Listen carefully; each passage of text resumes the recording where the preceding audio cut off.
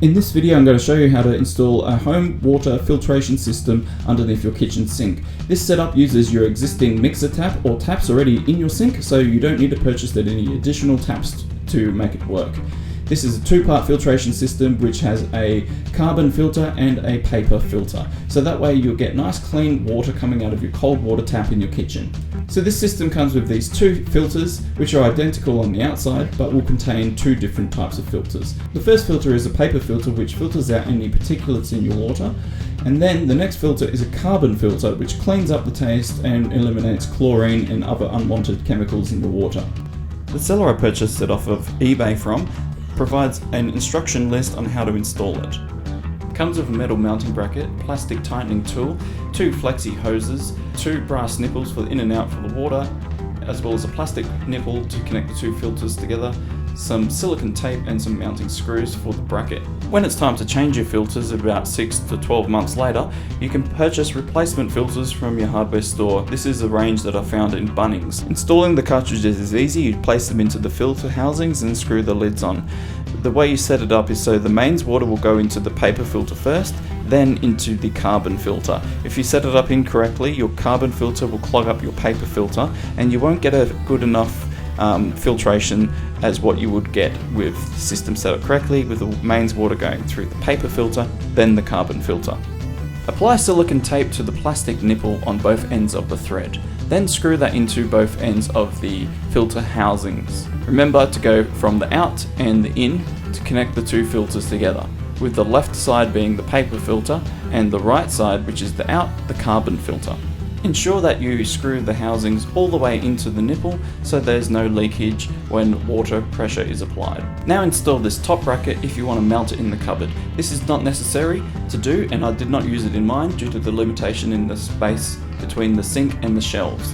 This mounts with 4 screws onto the tops of the water filters. Next, get the brass nipples and apply some silicone tape to the larger thread section. You then use a ratchet or a spanner and screw them into the in and out of the water filter. Again, make sure these are all the way in and as tight as they can go, otherwise you'll get water leakage. And use plenty of silicone tape. You may not need to apply silicone tape to the smaller ends for your flexi hose connectors, but you can if you want, just to make sure it's extra sealed. And essentially you have one side that will go to your water main and the other side that will go to the water mixer tap or the tap that you have in your existing sink. Space is pretty limited under my sink, so I purchased a pair of these flexi hose extension cables which have a male end and a female end, as well as a 90-degree on one end connector to then connect into the sink system. That way I could use the existing hose coming out of the mixer tap and plug it into the filter, as well as connect the water inlet into the filters without having any excessive kink on the hoses because of the length. Before disconnecting any of the flexi hoses under your sink, ensure your water mains is turned off. Then go back inside the house and turn on your kitchen sink to relieve any water pressure. I also found it helpful to flush the toilet because that got rid of any pressure in the pipes that was from lower down. You might get water coming out of your flexi pipe when you disconnect it due to water still being in it. So if you put down a drip tray like this, it will catch the water instead of it running into your cupboard. Next off, get the flexi hose that goes from the inside of your filter and connect that to your water mains. Now you need to get the flexi pipe from the outside of the water filter and connect that to your mixer tap. Now I've got those extension cables which I used, which helped me connect with the male thread into the existing female thread of the mixer tap. I did this because then I didn't have to pull apart the mixer tap just to get to the other end of the pipe. So it made the setup a lot easier and cleaner for me, and easier to remove everything if I ever move house. Now you've got your filter hooked up, it's a good idea just to wipe up any water droplets that have managed to make their way in the cupboard. This will make it really obvious to you if you have any of your connectors leaking. Now you're ready to turn your water mains on. Once you've done that, go straight back into the house and check to see if you've got any water leaking out of your connectors. If you do, turn the water mains back off and reapply silicone tape and fix the connectors. So now that everything is connected, turn your tap on. You'll probably have some air coming through, and then eventually, once the filters are filled up with water, the water will start coming out of the tap. You will get some black residue from the carbon filter coming out at this stage. That is perfectly normal. Once the tap is on and running, go through and double check your connectors again. At this time, if you notice any more water droplets, go through with more silicone tape and tighten up your connectors.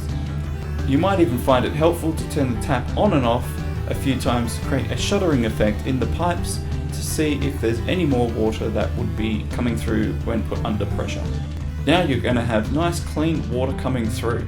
Now it is recommended you run the tap for at least 5 minutes, if not up to 15 minutes, to ensure that the carbon has been saturated and there's no black residue coming through the water. So now the setup has been complete and I can run nice clean filtered water through the tap. This is handy because now I don't have to use a Brita filter to get clean water, and I'm not drinking all of the chlorine and everything that comes through.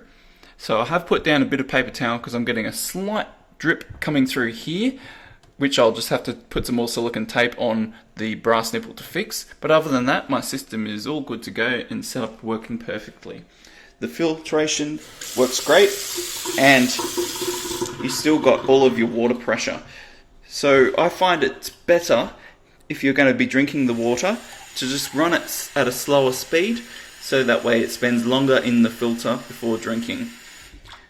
And it's nice crystal clean water ready for you to enjoy.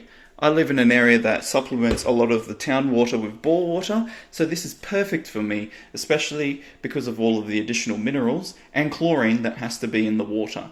So thank you all for watching this video tutorial on how to install your water filter in your existing sink. This is great. You can use your existing sink mixer, so you don't have to change anything, and it's a perfect option if you are renting. Alright, thanks for watching, and if this is helpful, leave a comment and a like. See yous!